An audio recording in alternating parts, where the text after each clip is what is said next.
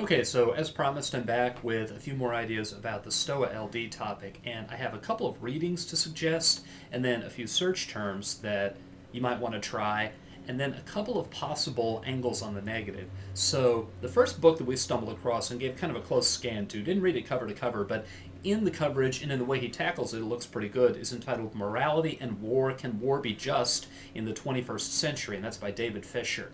Another book that had an interesting approach, Brian Orend, The Morality of War. And what he does is he goes through the different parts of just war theory, jus ad bellum, jus in bello, and jus post bellum.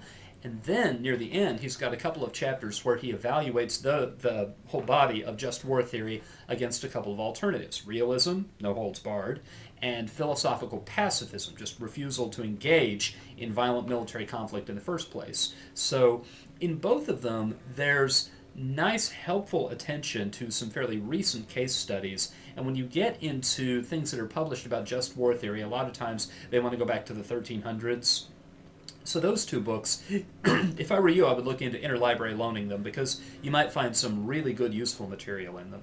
Speaking of ways to find good, useful material, I assume that you've gone and you've tackled the literature a little bit, but we're down to a shortening set of search terms, and some of the ones that have been the most helpful: looking for conduct of war as a phrase, looking for proportionality together with war, and looking for non-combatant or non-combatant immunity together with war. We tried searching for discrimination, and discrimination is usually the principle that you need to treat combatants and non-combatants differently, but you get too much stuff wrapped up with sexual violence and women in combat roles and so forth, so discrimination doesn't work that well. But conduct of war, proportionality, non-combatant or non-combatant immunity together with war, those bring up a lot of the stuff that is about mitigating the effects of international conflict.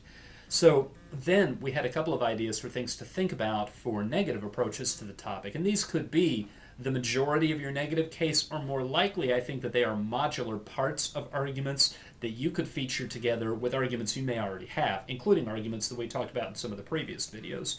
One of them is the idea of the fog of war.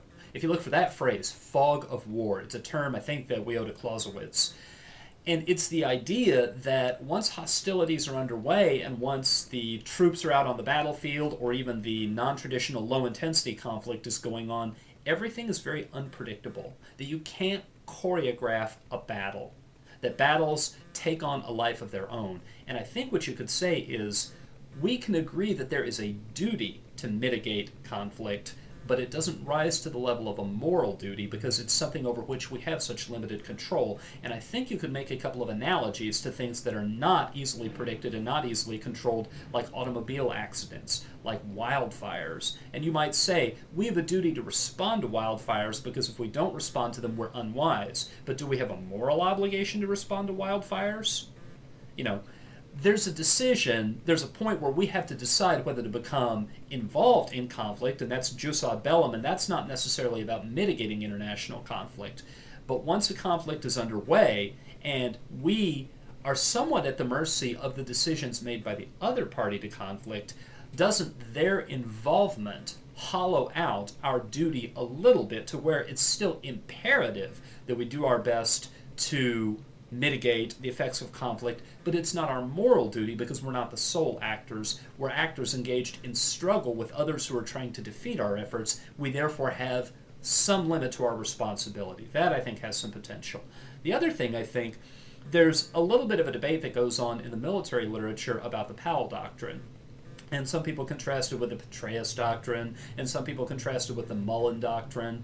And what the Powell Doctrine said, the Powell Doctrine, Colin Powell enunciated it around the time of the first Gulf War in the very early 1990s. And he was working against the recent history of the Vietnam War. And in the wake of the Vietnam War, a lot of Americans, the public, a large segment of the public, and a lot of American decision makers were very, very hesitant to let the United States become engaged militarily anywhere in the world because of the danger that we could get into another no-win quagmire where we tried to take limited steps and all we did was get further and further involved and pour away more of our blood and treasure for no really perceivable results. And what Colin Powell argued was, we first of all should use the military as last resort. But once we've decided that we are going to get involved militarily, we should use overwhelming and decisive force. We should not be surgical. We should go through their resistance like a wrecking ball. Now, Admiral McMullen, more recently, and a lot of the leadership in the military, they've said that the conflicts to come, the next generation of conflicts, are not going to be pitched battles between armies on the battlefield. And because non-traditional warfare is the wave of the future, it's going to be necessary for us to be surgical, to fight on the low level and so forth. I think that you could quite possibly do a little bit of interpretation debating and definition debating and say that conflict is about open hostilities.